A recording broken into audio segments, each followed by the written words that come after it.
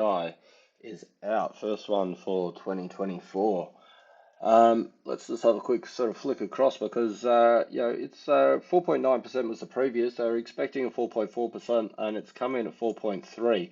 So I mean, technically, I'm not quite sure why this has come out as a red number because you want to be getting CPI down. You don't want to be getting it up. So technically, that's actually beating sort of the expectations, and it's come down further that it has. And if you look back at last month, it was the last print we had, November, was 5.6, dropped 7.7%. So, they're predicting zero point 0.4, dropped down 0.7. This time they were predicting zero point 0.5 and it's gone 0.6. So, the predictions are off. It's sort of coming in a little bit sort of cooler than they did think.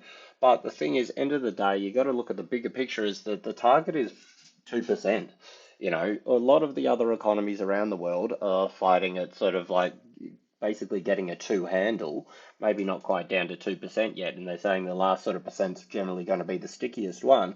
But Australia, because they're so slow to do anything, RBA, like they were so slow to start to raise rates, that's why the Aussie got killed. And you know what I mean? It's actually sort of working in favour with Aussie now, but they're just slow to act, and it's just, you're seeing this, and let's have a quick look at what the Aussie's reaction is.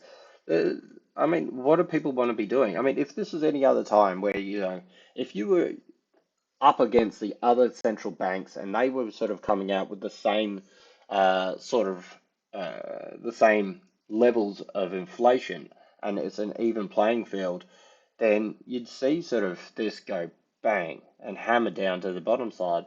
But it's beaten expectation. It's dropped 0.6%. Like that's a big drop off in one print. But what do they want Aussie to be doing? Clapping their hands because they're still two times the target.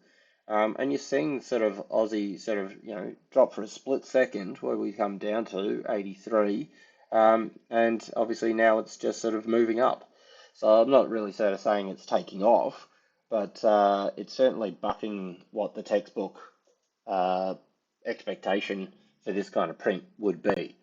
So it's keeping it alive for the moment, and it's not sort of dropping down to the depths of the last Friday's NFP wicks as of yet.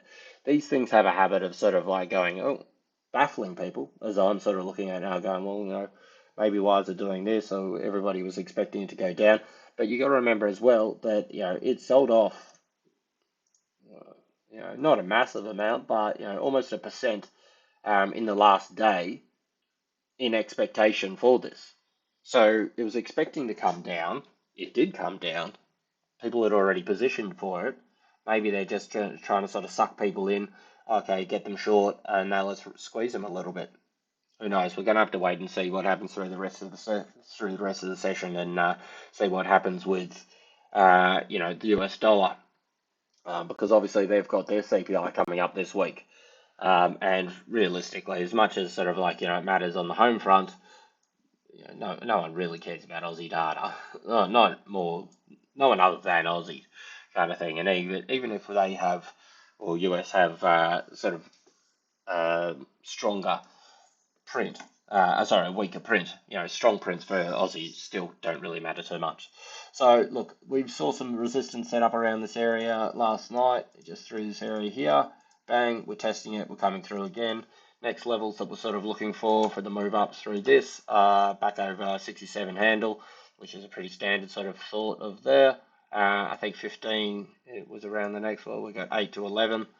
And there was sort of little wick high here at 13, and then sort of move it back up. But as it's said in the sort of daily video, this big one here, 67.30, we can see that was tested quite strongly and rejected twice now. And even as it sort of pushed up, this is a bit over NFP, so overshot it a little bit here.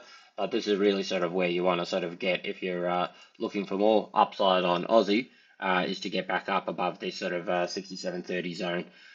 If you can get above there, you've still got this falling resistance to sort of contend with. So there's a bit of a double whammy here. So even if this does continue and start to push up, we see a sell-off on US dollar through the Asia session today. And possibly tomorrow, if we do get that sort of flow on, it's really just going to be in this range, in my opinion. I think it's going to be capped at 67.30, maybe a push back down here, and then along to this sort of thing. So this will take us through till Friday, which is when we've got US CPI is right here. So mark that one out. Where is it?